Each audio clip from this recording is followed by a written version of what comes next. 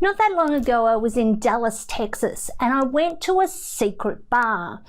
Now, a secret bar is just basically a bar that's a secret. It's somewhere where you wouldn't expect it to be. And this particular bar had a torn wire door. You booked online and you went to the location at your predetermined time. You pushed a button that it had told you on your booking reservation. A little door came open and someone asked who we were and did we have a booking.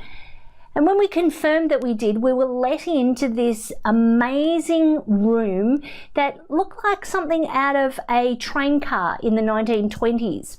It had beautifully upholstered seats, a gorgeous bar at the back, and basically table service. Now, one of the things we were told before we went in was the fact that you could not use your phones. There was no phone calls, there was no taking phone calls, there was no text messaging. The whole thing was the art of conversation. So it was about talking to the person that you're with and being 100% present. And let's be honest, how often is it that we have a conversation with somebody and we walk away thinking to ourselves, I have no idea what we just spoke about. It's a bit like when you drive somewhere, you get there, and then it's not until you get there that you realize you don't actually know how you got there. And that's pretty scary, right?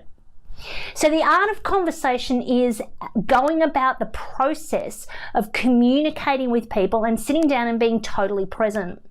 In a business environment, this means talking to your colleagues and finding out exactly what's going on and what needs to be done when you're dealing with situations.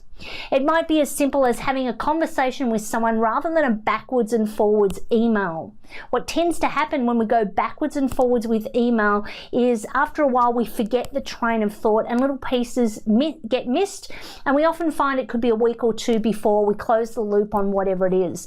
Sometimes having a face-to-face interaction and a short conversation can achieve so much more.